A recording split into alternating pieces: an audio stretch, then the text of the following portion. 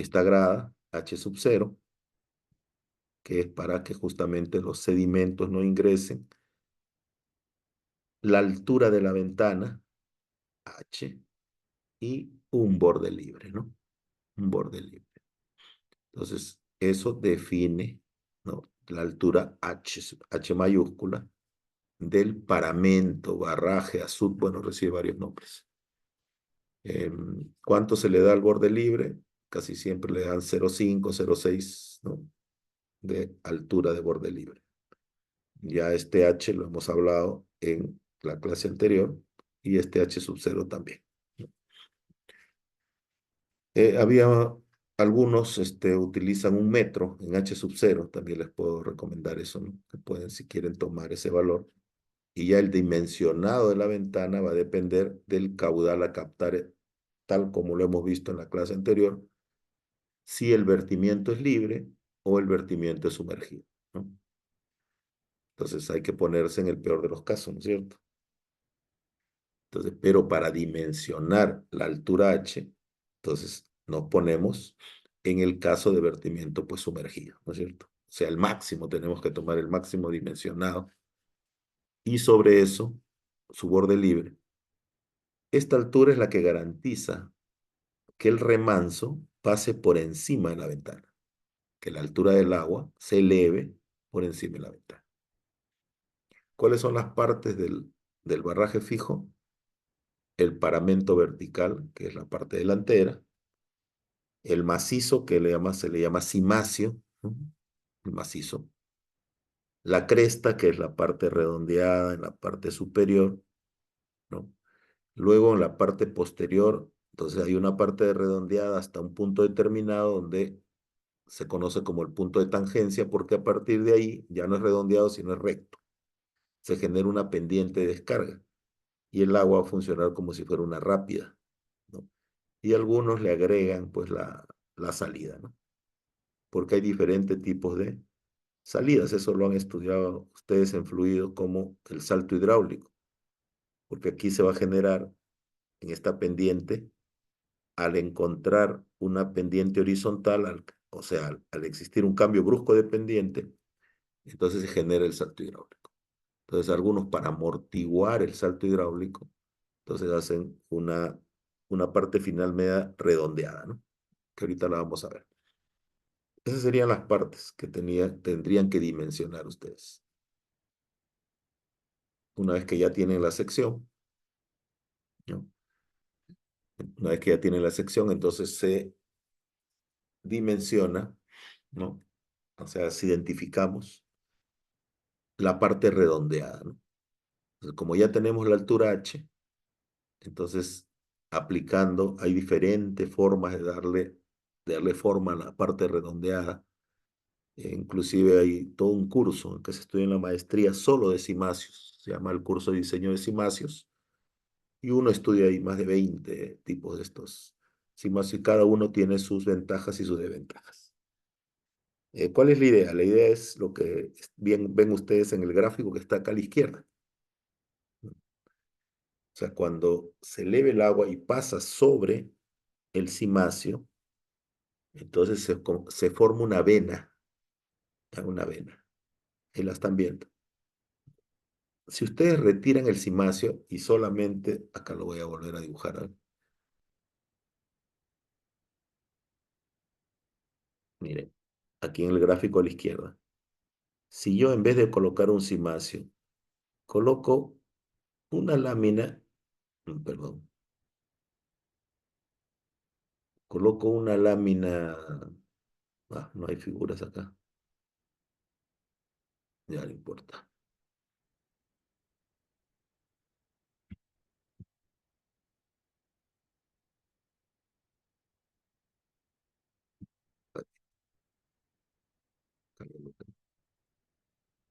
No funciona.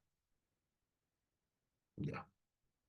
Entonces les decía que si ustedes colocan una lámina delgada aquí, ¿no?, en vez de toda esta estructura, el agua va a hacer la misma figura. O sea, esta de acá, esta vena. a formar esta vena, esa vena. Esté o no esté esa estructura. Ustedes ponen una laminita delgada y el agua salta y va a dejar acá un vacío. Entonces, ¿cuál es el mejor cimacio? La estructura de concreto que se pega a la vena, a la parte inferior de la vena. ¿Cuál es el diseño más malo? El que no se pegue y entonces, ¿qué va a pasar? Que se va a formar un vacío. Si ustedes hacen esto, ¿no? Aquí va a quedar un vacío y se van a formar cavidades. Va a haber el fenómeno de cavitación, va a reventar y van a rajarse, va a rajarse la estructura, porque el agua pasa a grandes velocidades y va a generar ese fenómeno. Puede generar inclusive el fenómeno de cavitación, ¿no? Y pasa. ¿Cómo se observa? ¿Cómo se ve si está bien o mal hecho? Cuando ustedes vayan a una boca toma y vean que van a aparecer burbujas, o sea, se ve como una espumita blanca transversal, transversal al cimacio. O sea, si ustedes ven eso, es que la lámina no se está pegando a la estructura y se está formando vacíos, ¿no? Se le llama el fenómeno de aireación. Entonces, entonces hay aireación, se dice, ¿no? Y si no controlamos o no diseñamos la estructura incorporando el fenómeno de aireación, lo que va a pasar es que se va a rajar la estructura con el tiempo. Con el tiempo comienza a hacerse huecos y a quebrarse, ¿no? Entonces no es cosa menor, ¿no es cierto? Que nosotros,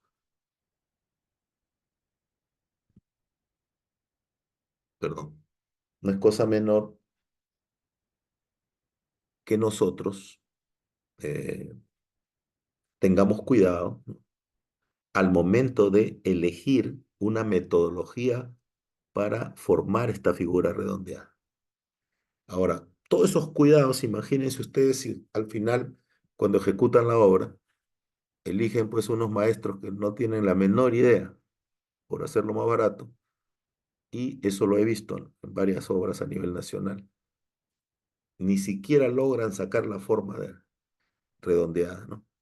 O sea, se ve así como empalmes, ¿no? Cuadrados. Se ve clarísimo. O sea, cuando está totalmente mal ejecutado y no se tiene idea, ¿no? De cuáles los efectos que va a producir la mala ejecución. Porque el buen funcionamiento hidráulico del cimacio es si nosotros garantizamos una figura redondeada de acuerdo a los perfiles que uno conoce. En este caso yo le voy a presentar el perfil WES, ¿no? Que es la propuesta del Cuerpo de Ingenieros de los Estados Unidos. Y hay, como le digo, muchos otros, ¿no? Muchos otros. Estos son de los más antiguos, pero académicamente sirven para entender un poquito mejor por qué debemos hacerlo bien. Ahora, ¿cómo se forma? Aquí lo tiene, mire. Conocido H total, entonces se traza un eje de la cresta, ¿no? Y a 0,5 de H, o sea, a la mitad de la altura, hacemos radio. Abrimos el compás y trazamos la circunferencia delantera. Para ajustar el empalme de esa circunferencia delantera con la parte recta, entonces igual a 0,2 de H, ¿no? Hacemos otro pequeño radio y le damos el ajuste para el empalme. Ese para la parte delantera. Para la parte trasera, ¿no? Para la parte posterior, entonces tenemos esta ecuación. En el caso solo de perfiles WES, X elevado a la 1,85 es igual a 2 por H elevado a la 0,85 Y. ¿Ok? Entonces hacemos una tabulación, ¿no? X contra Y. Entonces, ¿cuánto va a valer Y? Y vale de 0 a H, ¿no es cierto? Porque ya conocemos H. Vamos a suponer que nos salió 3 metros. Es de 0 a 3 metros, bueno. Entonces yo le voy dando de repente 0,5, 1, 1,5, 2, 2,5 y 3 a Y. Y dándole valores a Y, puedo encontrar X, ¿no es cierto? Porque H lo conozco. H elevado a la 0,85 por y luego despejo X, ¿no? Que está elevado a la 1,85, o sea, saco la raíz cuadrada de 1,85 y listo. Y entonces hago una tablita de tabulación. Cuando Y era 0,5, ¿cuánto me salió X? Cuando Y es 1, ¿cuánto me salió X? Así. Entonces encuentro coordenadas. Luego traslado esas coordenadas X, Y, esos puntos. Hago aquí, miren. Y es la parte vertical y X la parte horizontal partiendo desde el eje de la cresta. Y de ahí comienzo a ubicar los puntos que he encontrado, que pueden ser 3 o 4. ¿No? Y uniendo esos puntos le va a salir a ustedes esta parte redondeada posterior. Luego les decía que hay un punto de tangencia y un sector recto. Para eso toman, en el caso de West, nuevamente, toman esta pendiente 1 con 1,5 y esa pendiente la acercan hasta intersectar esta curva posterior y van a encontrar ahí el punto de tangencia. Encontrar el punto de tangencia, entonces a partir de ahí ya se genera una recta con 1 a 1,5, como ya se ve en esta figura tercera que está a la derecha. Esta que está punteada o segmentada es la que les botó las coordenadas, ¿no? Ya eso no lo tomamos en cuenta. Y para darle esa terminación redondeada, hacemos un arco de 0,5H nuevamente y hacemos que esto coincida con la recta, ¿no? Con la recta, la pendiente, con la pendiente de descarga final. Y de esa manera le damos un empate suave con la horizontal. De esa forma terminaría el dimensionado de la sección del barraje y ya podemos entrar a su cálculo estructural, cosa que no es competencia de esta asignatura. Ese sería el cálculo hidráulico, ¿no? Entonces, con eso ya nosotros garantizamos el funcionamiento hidráulico de esta estructura. Ahora, como han visto en la figura anterior que yo me pasé, esta estructura no es independiente, ¿no? Detrás del barraje fijo, que es lo que se mira o lo que se ve, bien está unido a una estructura que se llama el colchón disipador o la poza disipadora, porque el cambio brusco, dije, de pendientes va a provocar un salto hidráulico, que se está viendo, cuya tirante correspondiente, algunos le dicen conjugada, inicia con el tirante menor Y1 y termina con Y2, son los tirantes conjugados del salto hidráulico. Y la longitud de la poza disipadora es la suma de esta parte inicial, que es un tramo de flujo gradualmente, una curva superficial, luego viene la longitud del salto, y luego viene una curva superficial, pero ya eh, no se llama de remanso, sino de abatimiento, cuando va de mayor a menor. Acá se puede observar un poquito. Después del salto hidráulico se ve que baja hasta este Y2, ¿no? Y esa suma de esta primera curva superficial más el salto hidráulico más la segunda curva superficial, eso nos daría la longitud de toda la poza disipadora. ¿Cuál es el objetivo de la poza disipadora? Justamente ahogar el salto, contener el salto. El salto debe darse con toda su correspondiente desarrollo posterior dentro de la poza. Entonces, esa es la longitud. Ya las estructuras que ven en la parte de abajo son anclajes, ¿no? Son anclajes que se llaman dentellones. Estos anclajes ya son por situaciones estructurales, ¿no? Que la profundidad de estos anclajes se diseñan en función de las filtraciones.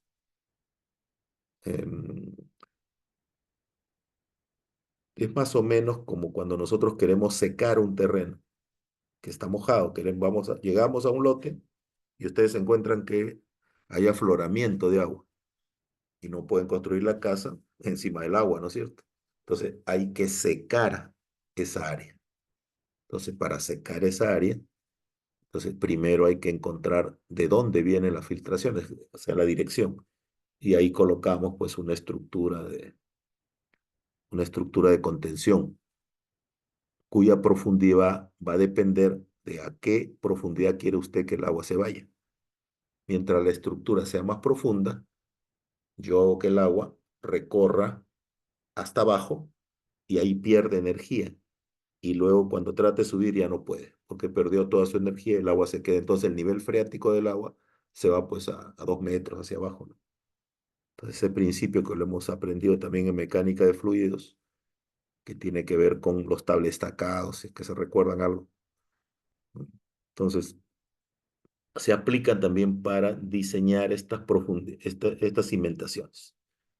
Hay un criterio que es el criterio del ANE, que, bueno, hay en el manual que Mansen, el que yo les he subido, que es de Mansen, ahí pueden consultar un poquito más, ¿no?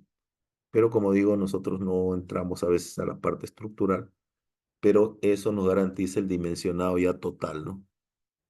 Y esta parte elevada al final es un sardinel que está en función de la profundidad de la poza disipadora. Y eso sí, vamos a estudiarlo no solamente acá, sino cuando veamos rápidas, ¿no? Vamos a volver a estudiarlo un poquito más, con un poquito más de detalle, cómo se determina, ¿no?, la poza disipadora y esta profundidad de la poza. Mientras más profunda sea la poza, ahogamos más el salto, ya no se ve, sino se ve un remolino nada más. Bien. En lo que corresponde al barraje móvil, ¿no?, habíamos dicho que tiene la misma función en la bocatoma, ¿no?, que el barraje fijo. O sea, si yo cierro todas las compuertas, se va a constituir como un muro. El agua choca, va a remansarse y va a garantizarse un tirante que ingrese el agua por la ventana, ¿no? Pero ¿cuál es la diferencia? Porque si no, no tendríamos por qué hacerlo, ¿no es cierto? Haríamos todo barraje fijo nomás. La idea de proponer un barraje móvil es jugar con las compuertas. ¿Por qué? Porque todos los días no requerimos el tirante máximo que ingrese por las ventanas. Ejemplo, podemos regar el lateral derecho un día, podemos regar el lateral izquierdo el otro, podemos regar la parte alta un día o podemos regar la parte media o la parte baja. Y el número de hectáreas de cada una de esas zonas son distintas y requieren un caudal distinto. No se riega todo a la vez, entonces no se requiere, ¿no?, el total, salvo en momentos excepcionales, bueno, pero lo normal es que los sectores se ponen de acuerdo y ese caudal nomás es el que debemos dejar ingresar. ¿Y cómo lo garantizamos eso? Con las compuertas, ¿no? ¿Por qué? Porque debemos saber cuánto de agua, cuando está totalmente cerrada, ya sabemos que puede ingresar, no sé, 30, vamos a suponer.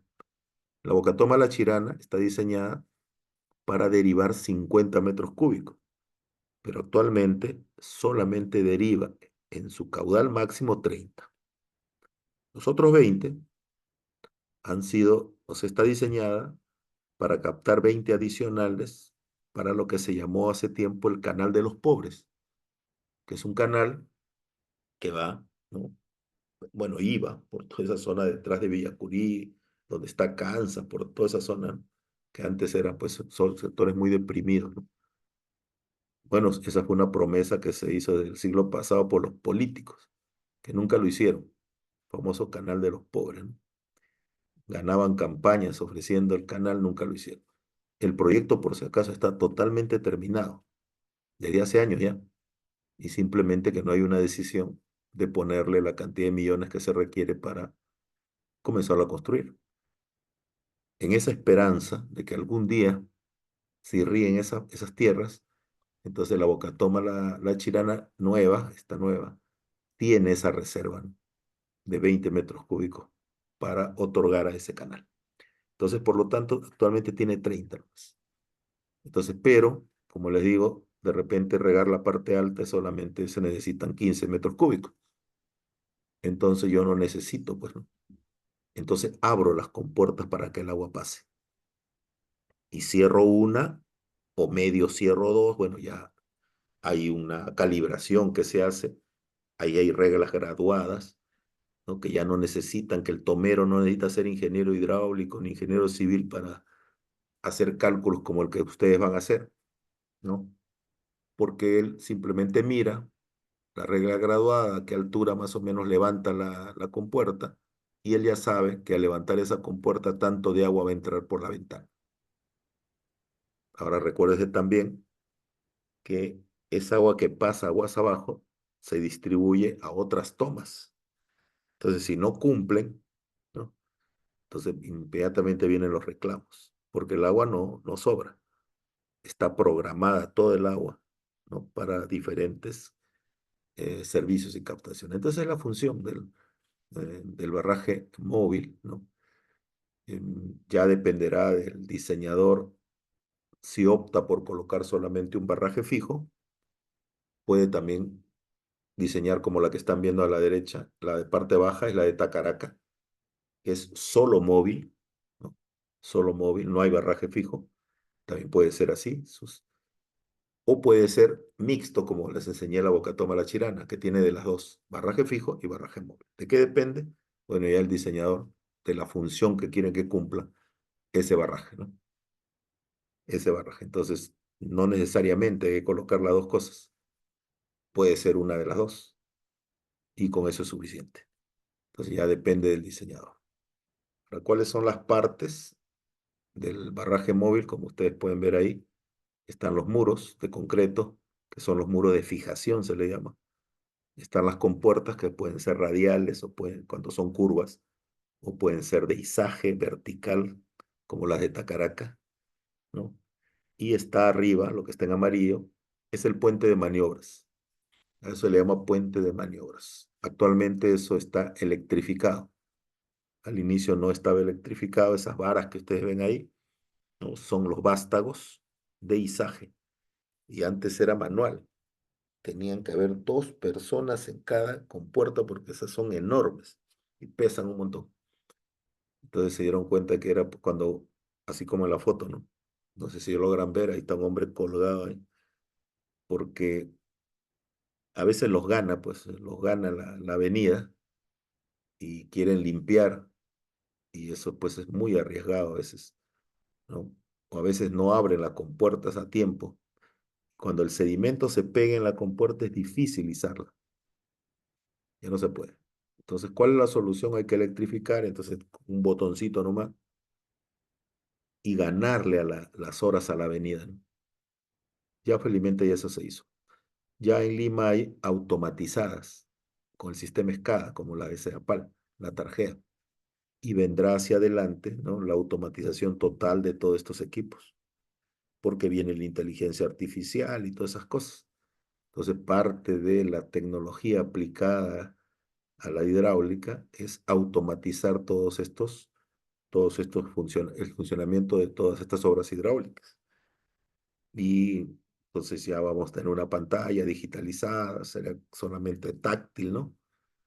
O podremos hacerlo desde nuestro celular, o podemos hacerlo pues desde otro tipo de equipos inalámbricos, con el satélite, etcétera, no lo sé, ¿no? Entonces hay ya una serie de propuestas que se vienen haciendo al respecto.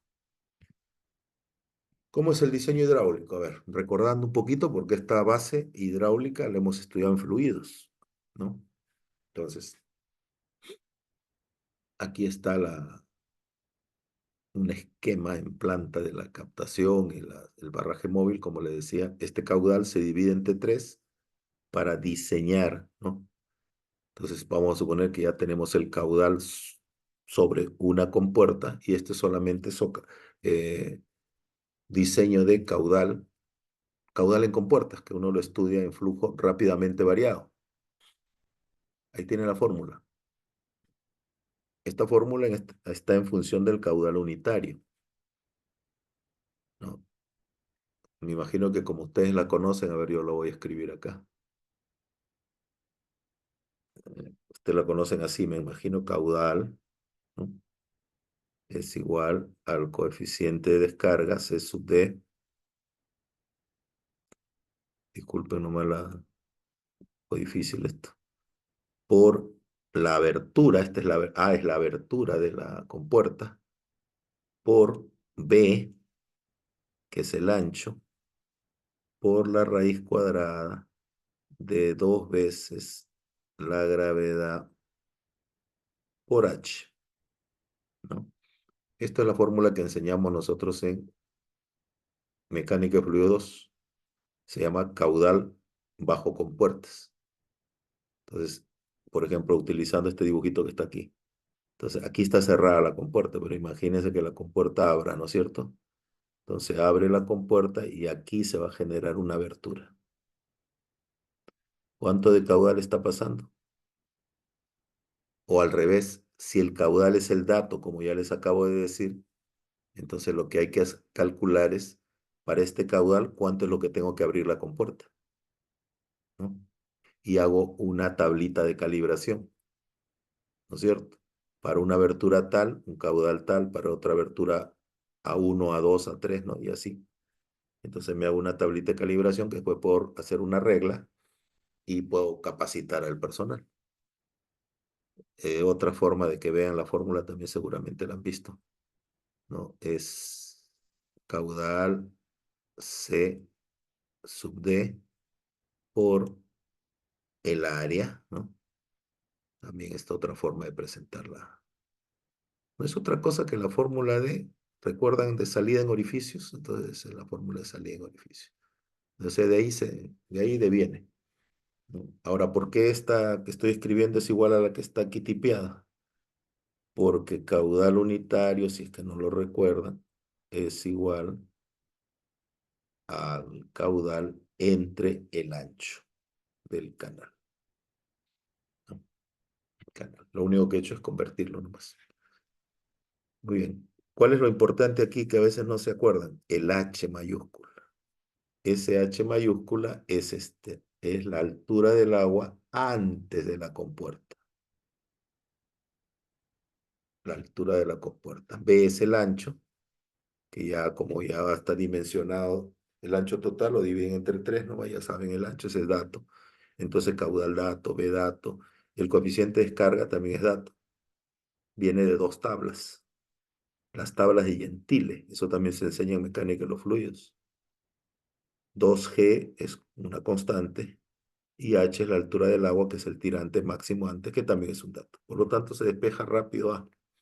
O a veces hacemos una iteración. ¿Qué cosa es iterar? Iterar es cuando tienes dos incógnitas y pones una en función de la otra. Entonces, a veces no tienen el valor de H, entonces van asumiendo H y calculando un A para un determinado H, ¿no? Y así. Entonces, hacen una interacción hasta que uno de ellos coincide con el caudal. Como es dato, ese sí es dato fijo. Entonces, cuando esa interacción coincide con el caudal, ahí termina la interacción. Esa es la verdadera. Es una forma también de que diseñamos en hidráulica. Entonces, el diseño hidráulico es eso que están viendo y que lo han aprendido en Fluidos 2. Luego viene aquí, el agua pasa y salta, ¿no es cierto? Se genera el salto hidráulico y luego viene la curva de,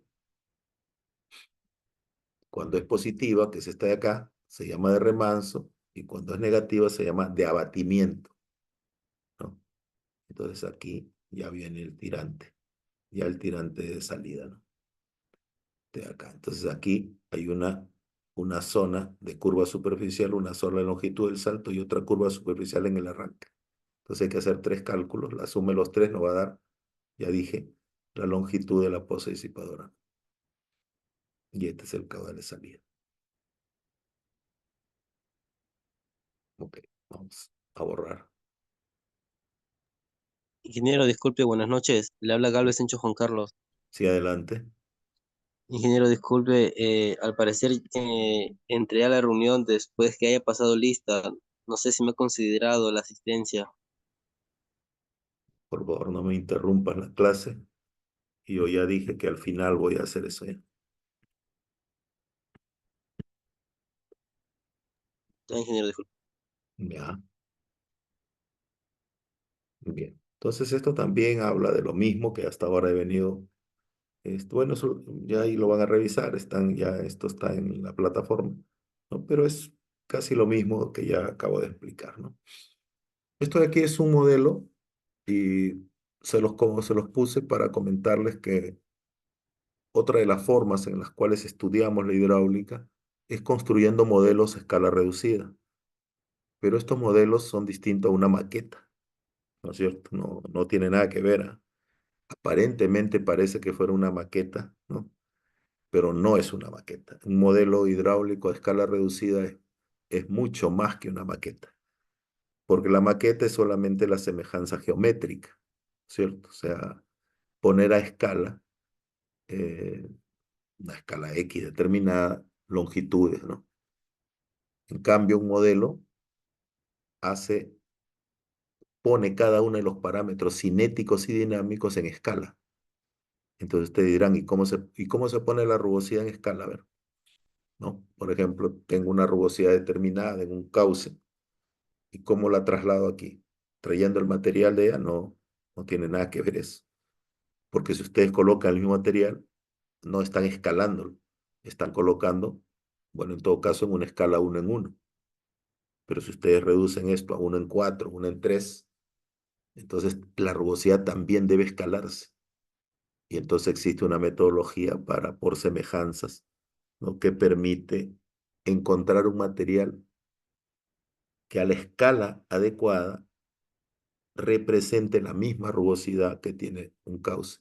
Y así hay que escalar cada uno de los elementos que uno coloca, ¿no? Como decía, cinéticos y dinámicos en el modelo hidráulico, ¿no? El curso de modelo hidráulico es un curso de la maestría, ¿no? No se enseña en el pregrado, sino en el posgrado, cómo hacer esos cálculos. Pero lo importante de hacer un modelo es que podemos reproducir todos estos fenómenos que acabamos de comentarles, ¿no? Ya como se dice, en la realidad. ¿Para qué sirven? Sirven para que una obra grande, ¿no? De muchos millones, se pueda ensayar antes y encontrar los probables errores que puedan haber, y eso, ¿no? Nos permite modificar el expediente antes de construirlo. Por ejemplo, creo que les hice el comentario, ¿no? No me acuerdo. Hace unas semanas se ha presentado en la facultad un egresado que ha ganado la obra de la presa de los Loros, que es por aproximadamente 300 millones. Y dentro de los términos de su contrato tiene que construir un modelo a escala del vertedero de demasías de la presa, ¿no? Con parte de la presa. Entonces, él quiere construirlo en la facultad, porque normalmente esto que están viendo ahí en la foto, eso lo hacen en la UNI, en el Laboratorio Nacional de Hidráulica. Cuando nosotros tengamos terminado el laboratorio el próximo año y se inaugure, tenemos un campo de experimentación para hacer estos modelos. Y estos modelos cuestan entre 200.000 a veces hasta medio millón, ¿no? Y se demoran entre 3 a 6 meses hacerlo. No es una cosa de la noche a la mañana. Y una vez construido, se quedan a veces un año, 2 años ahí. ¿Para qué? Como material didáctico, para la enseñanza. Por ejemplo, duró mucho tiempo. Ese que están viendo en la uni. Esta fue una foto tomada en la uni. Y cuando se hizo el modelo de la Bocatoma La Chirana, esa que yo presenté en la primera foto, también se hizo el modelo en la uni. Y ese estuvo más de medio año, ¿no? Para que todos los estudiantes de la uni puedan visitarlo y hacer pruebas ahí. Y ese sirvió para corregir una serie de cosas en el expediente. Entonces ahora tenemos esa posibilidad, ojalá que se concrete, ¿no? Y vamos a tener la posibilidad de tener un modelo pues a escala, ¿no? Ellos van a financiar absolutamente todo. Han traído inclusive un ingeniero que trabajó para Odebrecht, un brasileño, que es experto en estas cosas, y varios especialistas, ¿no? Sería algo bastante interesante. Bueno, esta es la primera parte. No sé si hay preguntas, algo que deseen comentar, consultar. Adelante, por favor. Alguien que tenga alguna consulta. ¿No hay ninguna? Parece que la única preocupación es la asistencia. Bueno, si tienen alguna pregunta más adelante o en las clases que vienen, me la pueden hacer con toda libertad. A ver, dígame, los alumnos que han llegado después, a ver, ¿quiénes son? Por favor, su apellido. Galvez Sencho Juan Carlos, ingeniero, disculpe la tardanza. Galvez. No, no, no se disculpa, se pone tardanza nomás. A ver, ¿quién más? ¿Hay alguien más? Ingeniero Galindo Dango Valery, buenas Gali- noches. Galindo, ¿no? Buenas noches. Listo. ¿Alguien más? Listo, creo que son todos, ¿no? Ingeniero, buenas noches. Estrada Pérez Diego. Estrada. Listo, Estrada, ¿dónde estabas? Ya.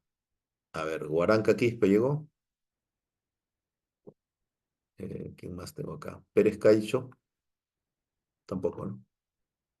Ya. Bien, vamos a entrar a la segunda parte para completar y nivelarnos un poquito. Nivelarnos un poquito para estar listos para la visita. Muy bien, esta segunda parte ya un poco más corta, donde yo les voy a presentar el diseño hidráulico de un desarenador. Dos aclaraciones antes.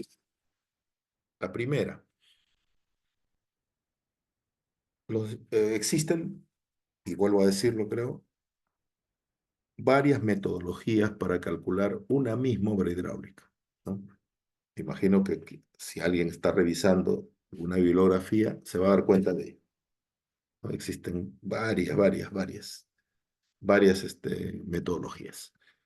Pero en el caso de los desarenadores, una de las aclaraciones para que puedan ustedes seleccionar tiene que ver con que hay desarenadores para obras sanitarias y hay desarenadores para obras de riego, ¿no? En nuestras competencias, en nuestros sílabos, nosotros estamos más, tenemos la obligación de desarrollar obras hidráulicas para sistemas de riego, ¿no? ¿Qué es lo que estamos haciendo? Entonces seleccionen. Ahora, ¿cómo se van a dar cuenta? Porque las metodologías para desarenadores sanitarios tienen que ver con las velocidades de sedimentación que estén en función de los partículas muy finas, ¿no? Que están en funciones de la ley de Stokes, de Reynolds, etcétera. Hay una serie de metodologías ahí y, y que no es nuestro caso. ¿Cuál es? ¿Por qué? Porque en el caso de desarenadores para, por ejemplo, sistema de agua potable, recuerden que el agua potable no permite, o sea, no se admite en el diseño de las operaciones unitarias o de los procesos unitarios, en el reglamento de la DIGESA para agua de consumo humano, cero, ¿no? Termotolerantes y cero, casi cero sedimentaciones. Entonces el control es mucho más estricto que en el desarenador para riego, ¿ya? Es mucho más estricto la metodología. Y casi siempre la confunden, porque cuando yo les pido calcular o aplicarlo a determinado lugar, a veces me presentan la sanitaria, ¿no? Entonces tengan ese cuidado, ¿ya? Muy bien. Entonces, ¿cuál es la función del desarenador? Dijimos, permitir la colección o la recolección de esas partículas finas que ingresan por la ventana de captación, ¿no? Y luego evacuar ese material ya recolectado, evacuar, ¿no? Casi siempre hay que evacuarlo al cauce. Por eso es que recomendamos que los desarenadores se ubiquen lo más cerca posible a la captación. En la foto que yo presenté de la Bocatoma La Chirana, ¿no? En el caso de bocatomas modernas, el desarenador está a continuación nomás de la ventana. O sea, después del derripiador, se dieron cuenta que había una serie de pozas, son 7 creo. En el caso de la Bocatoma La Chirana, esos son los desarenadores, ¿no?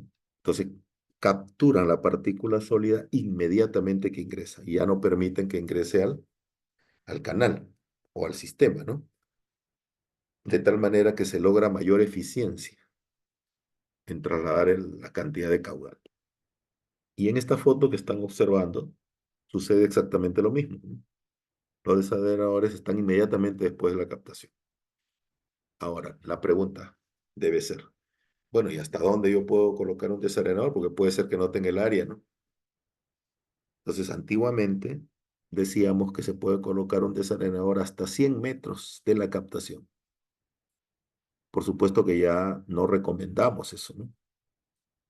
Entonces, si se puede antes los 50 metros, a veces decimos, pero no hay nada escrito, vuelvo a decir. Y entonces, la recomendación oficial técnica es que sea inmediatamente cerca a la captación, lo más cerca posible, ¿no? No hay un número, pues, ¿no? No hay un número que determine la distancia. Pero, ¿cuál es la razón? Porque eh, antes, cuando colocábamos el desarenador, como por ejemplo en el canal Montalbán, no sé si llegaron a ir al canal, pero bueno, en el canal Montalbán que queda en Los Molinos, más arriba de la Bocatoma de la Chirana, entonces está la captación, luego viene un túnel chiquito y después, ¿no? Será pues 300 metros más quizás, está el desarenador, ¿no? Entonces, porque esa era la concepción antigua, eso fue hecho en el año 90 del siglo pasado, ¿no? Los años 90. La razón es que para evacuar el material después, no es que hay que limpiar, hay que evacuar todos estos sedimentos. Entonces, mientras más lejos ustedes se encuentren del cauce, se van alejando, es más difícil conducir o botar todos estos materiales porque los que se encuentran los propietarios no desean pues que ustedes les ensucien sus chacras y casi siempre eso es motivo de controversia. Entonces hemos utilizado varios métodos, a veces encontramos una quebradita y por ahí, pues por la quebradita, ¿no? Pero eso porque encuentren la quebradita, ese es un azar, ¿no? A ver, puede que la encuentren, puede que no. Entonces utilizábamos tubos, ¿no? Entonces salía de la compuerta, colocábamos tubos y ni aún así querían que lo atraviesen, ¿no? Entonces, mientras más se alejen ustedes de colocar el desarenador, más difícil va a ser evacuar los sedimentos. Y si es una vez al mes o cada 2 meses, entonces va a haber un dolor de cabeza y cada vez que deseen ustedes evacuar. Esa es la razón ya para la ubicación.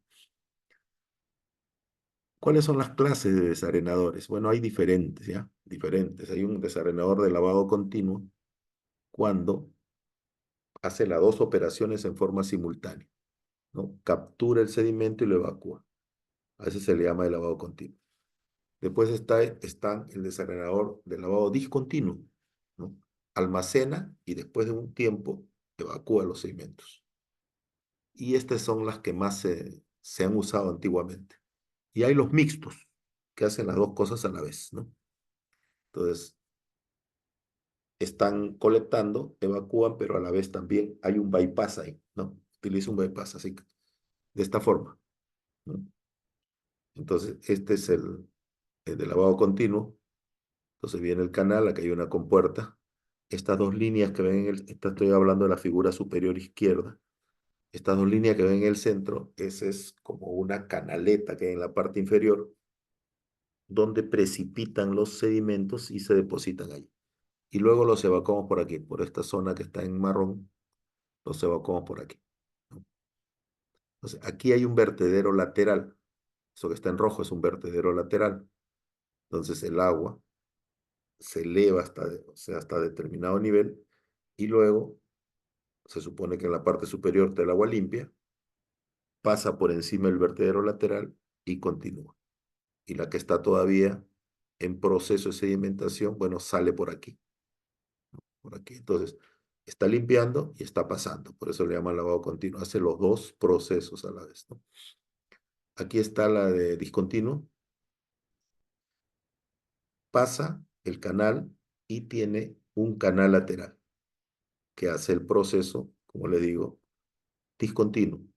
Aquí colecta y después evacúa y el resto del agua que está limpia la regresa. Y finalmente el que está a la derecha es el desarenador mixto, que hace las dos cosas a la vez, ¿no? Pero para eso utiliza este vertedero de excesos, ¿no? Este vertedero. ¿Cómo se controla? A través de las compuertas, cosa que los otros no utilizan compuertas. Entonces es un manejo de compuertas, cuándo se abre, cuándo se cierra, después de que se ha logrado que los sedimentos precipiten y que el vertedero de excesos, o sea, bote el agua que no corresponde y recién ahí se abre la compuerta. Entonces tiene un funcionamiento distinto. También podemos clasificar los desarenadores por la velocidad con que funcionan, con que capturan, ¿no? O la velocidad del flujo, como le llamamos, o de escurrimiento. Si la velocidad es menor a 1 metro sobre segundo, le llamamos de baja velocidad, la velocidad del flujo, casi siempre entre 0,20 y 0,60. Y le llamamos un desarenador de alta velocidad cuando tiene sedimentos una cantidad muy alta capta, cuando la velocidad es mayor a 1 metro sobre segundo, ¿no? Y también se pueden clasificar cómo se colocan. Claro que en los últimos años ya estamos colocando la mayoría en paralelo, nomás no colocamos en serie, ¿no? Porque si no tendríamos pues procesos continuos, ¿no? Y ocuparíamos mucho espacio. Entonces lo colocamos en paralelo, o sea, tenemos una poza muy grande, la dividimos en naves, de acuerdo al caudal, por supuesto, mientras mayor sea el caudal, más naves dividimos y diseñamos uno solo, ¿no? Porque todos tendrían igual caudal, entonces diseñar uno solo, pero utilizamos 4, 5, como el Chavimochi, por ejemplo, creo que tiene 7 desarenadores en paralelo. Esa es la foto que está a la derecha del canal del desarenador en Chavimochi, ¿no? Entre el canal madre y entre los desarenadores. Entonces, ¿qué partes tiene el desarenador? Aquí se ve claramente, ¿no? Viene el canal, que está a la derecha, y viene una transición de entrada. ¿Por qué? Porque la sección del canal es pequeña con respecto a la sección del desarenador. Entonces tiene que haber una transición. Esta transición se llama curva, ¿no? Cilíndrica. Una transición cilíndrica. También se aprende eso en mecánica de los fluidos, cómo se diseña hidráulicamente las transiciones. Luego viene la cámara de sedimentación, que son todas estas naves que están aquí, ¿no? Luego viene el vertedero, que ya hemos explicado que en unos tienen vertedero, a veces otros no tienen vertedero lateral. Y luego viene ya el canal, ¿no? El canal directo de evacuación. ¿Cuál es la filosofía de diseño antes de entrar ya al procedimiento? El diseño del desarenador se basa, ¿no?, en bajar la velocidad del flujo, ¿no? Porque si la velocidad del flujo es muy alta, se llevaría la partícula sólida, ¿no es cierto? La arrastra.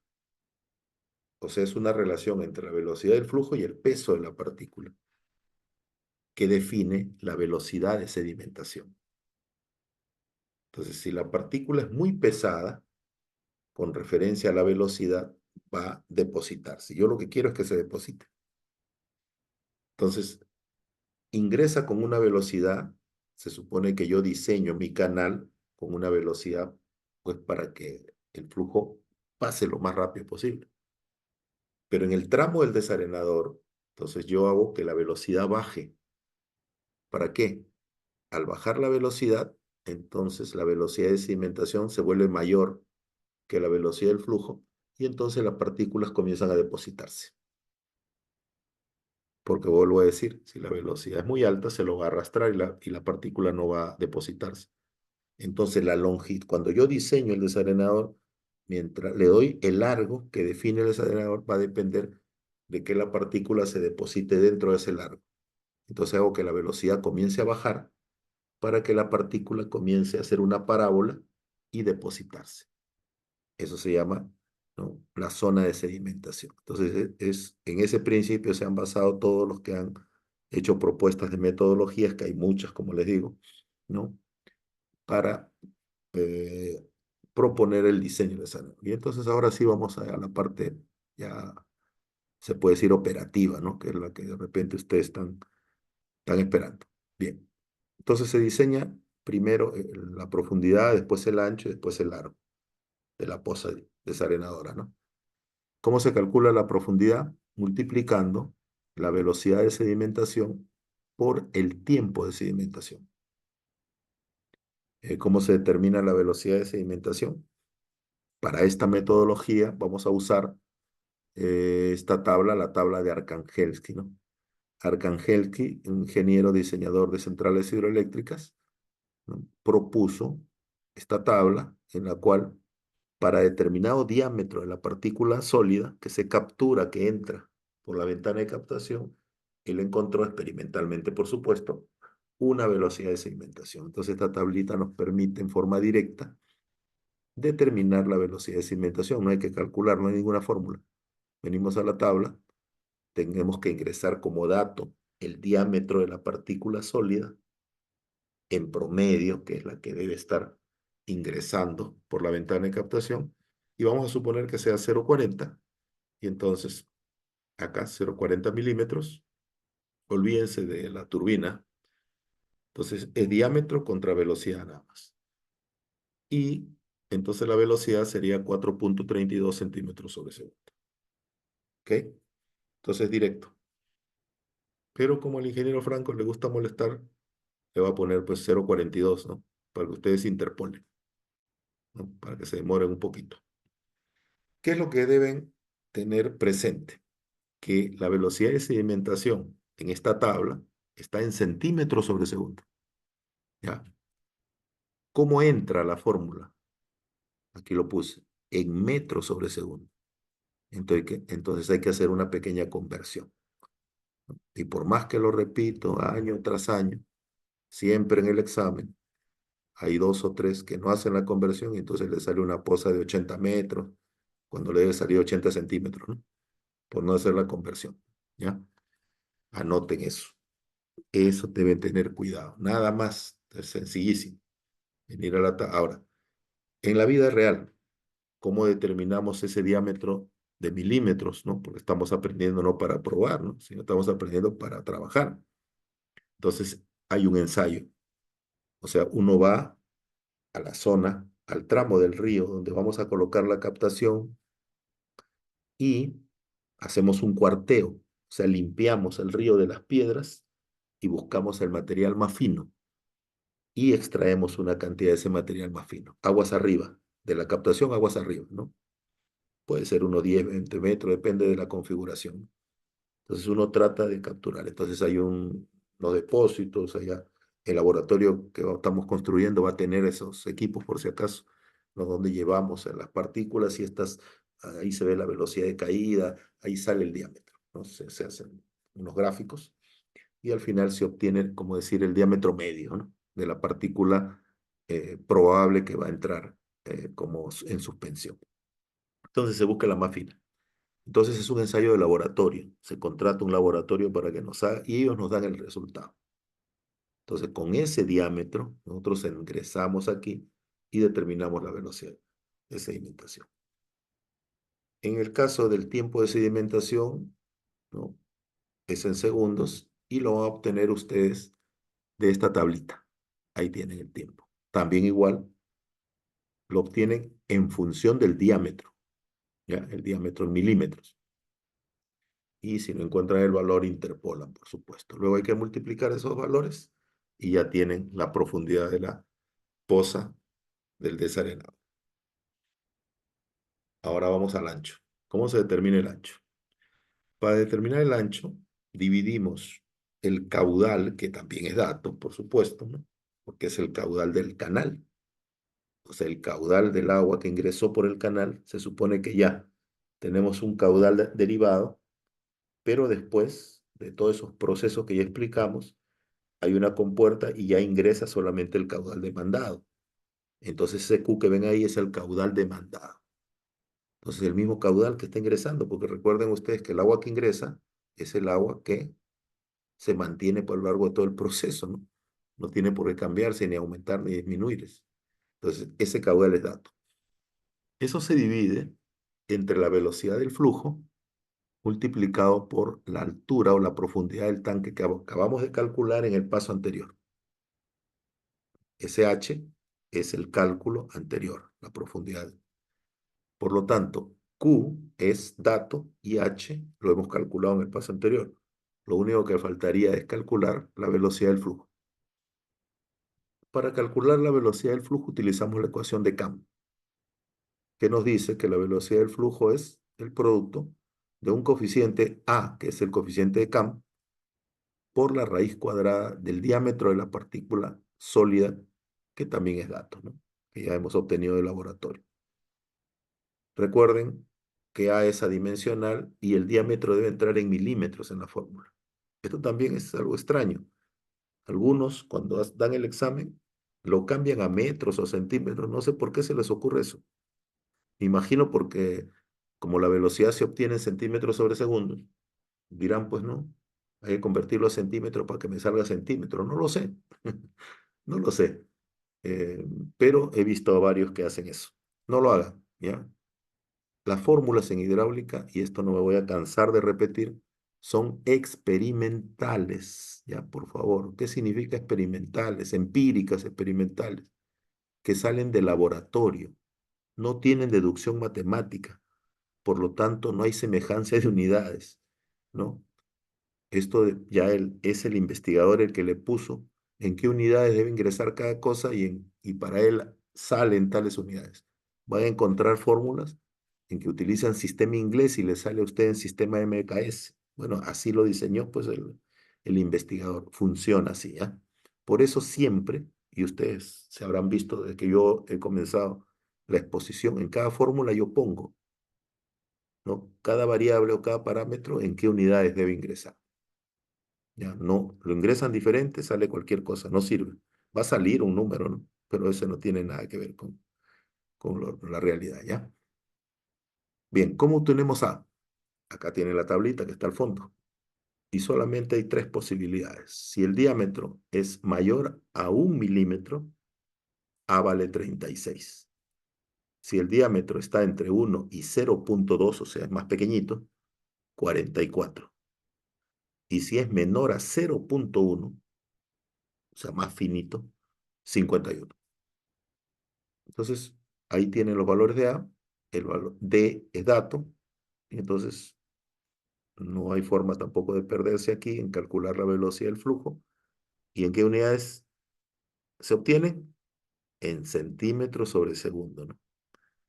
¿Cómo debe ingresar a la fórmula para calcular el ancho? Velocidad del flujo en metros sobre segundos. Hay que hacer otra conversión pequeña. También ahí se equivoca y le sale cualquier cosa, ¿ya?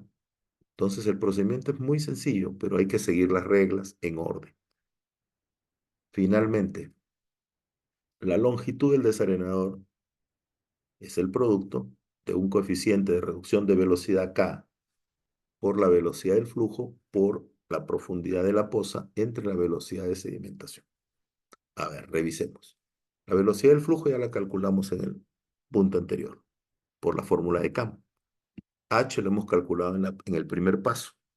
Y la velocidad de sedimentación también la hemos calculado en el primer paso de la tabla de Arcangelsky, ¿no es cierto? Por lo tanto, solo nos falta K. Y hay que ver también en qué unidades ingresa cada uno de esos valores. Aquí está escrito. ¿Cómo se calcula K? Ahí está el coeficiente. Hay dos opciones para velocidades altas y para flujos pequeños. Ya dije que una velocidad alta es por encima de 1, ¿no es cierto? Entonces, si la velocidad en el flujo, o sea, el B sub F, le salió mayor que 1 o 1, usted usa esta tabla que está en la parte superior, donde el dato con el que van a entrar es con el diámetro de la partícula, que también es dato, y obtienen K. Si la velocidad en el flujo le salió pequeña, menos de 1, 0,2 a 0,6 dijimos, ¿no es cierto?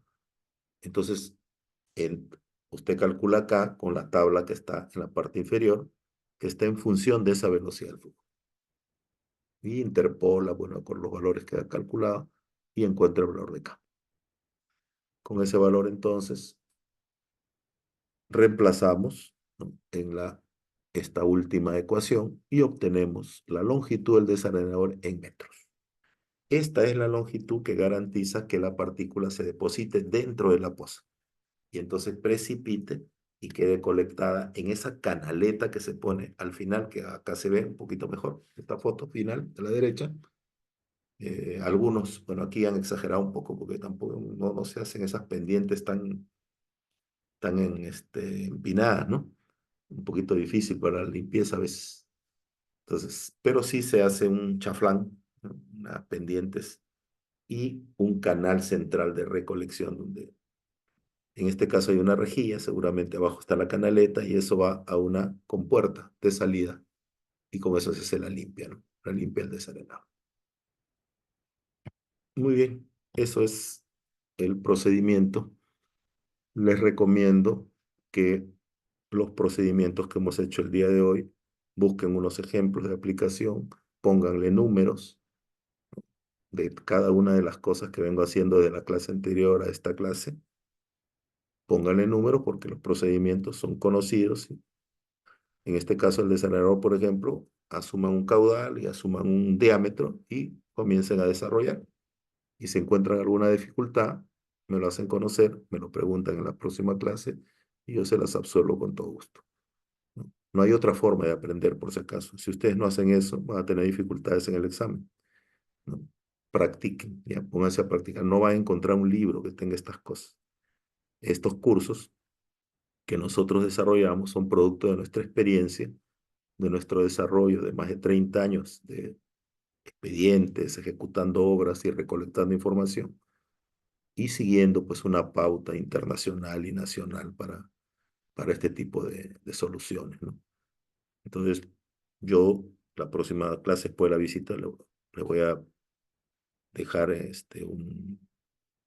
una práctica, se puede decir, domiciliaria, donde van a hacer los cálculos, pero con mediciones in situ. Y vamos a verificar, van a ustedes aplicar todas estas cosas para que verifiquen esos dimensionados. Hay otra forma de aprender. O sea, hay que replicar los procedimientos. Y sobre esto puede haber una exposición y ahí le voy a preguntar, pues. Y se basa en que ustedes deben revisar, deben estudiar y replicar estos procedimientos. Muy bien, preguntas finales. ¿Alguna pregunta, por favor? ¿Se entendió? Ingeniero, ¿y eso va a ser individual o en grupo? ¿Cuál de ellos? La práctica que nos va a dejar. Hay individuales y hay en grupo. Ah, ya, ya. Y lo que se hace en grupo se expone y yo hago una pregunta individual a cada uno. Así que todos tienen que estudiar. No hay forma de Sí, sí. escaparse. Vamos. Muy bien, muchachos, ¿no? Entonces, de acuerdo a lo que les había dicho, la delegada, si tiene alguna duda, se comunica conmigo, ¿no? Para ver, mi propuesta, como les digo, es que si se suspenden las clases, el próximo lunes tenemos clase virtual y seguimos avanzando para recuperar pues la semana que no hicimos, ¿ya? Y ella les confirmará. Buenas noches con todos.